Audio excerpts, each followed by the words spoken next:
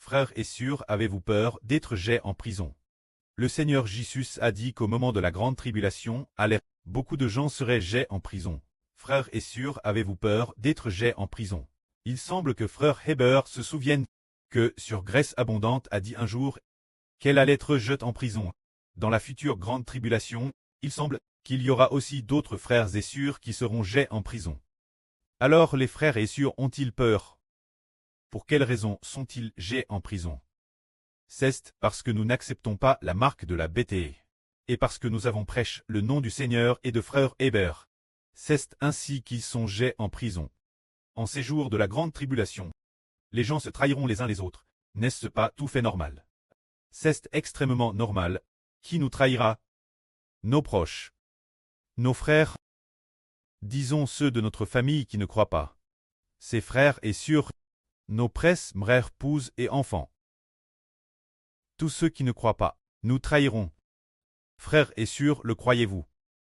Ceux qui ne croient pas au Seigneur Jésus ni au frère Heber. Leurs esprits appartiennent au diable. Tandis que pour ceux qui croient, leurs esprits appartiennent Dieu. Ainsi, l'esprit appartenant Dieu et l'esprit appartenant au diable sont incompatibles. C'est pourquoi ceux qui appartiennent au diable nous trahiront. Lisons ceci. En ces jours de la grande tribulation, on vous heurtera. Madame, vos parents, frères, proches et amis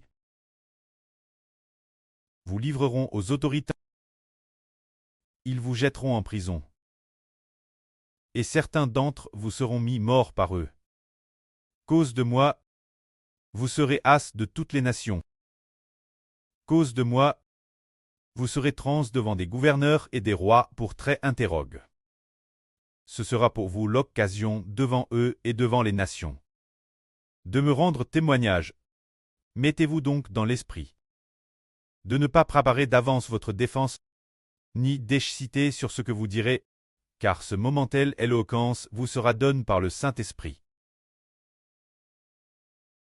De sorte que tous vos ennemis réunis ne pourront y résister, ni le contredire. C'est dire qu'en ces jours de la grande tribulation, nous serons trahis. On dit que les ennemis de l'homme seront les membres de sa propre famille. Ce sont souvent les membres de sa propre famille qui nous trahiront. Ils appelleront la police, puis laisseront la police nous arrêter, et nous livrerons au gouverneur et au roi, pour qu'ils nous interrogent. Dans ce cas, avons-nous peur? Le Seigneur dit, n'ayez pas peur. Avons-nous peur? Que devrions-nous dire? Aucune peur. Comme hier, eh bien, un grand groupe de personnes est arrivé, peut-être plus de 10 personnes. Tant de gens sont apparus d'un coup. Nous étions tous elles. Comment sont-ils apparus? Pour quelles raisons nous ont-ils trouvé?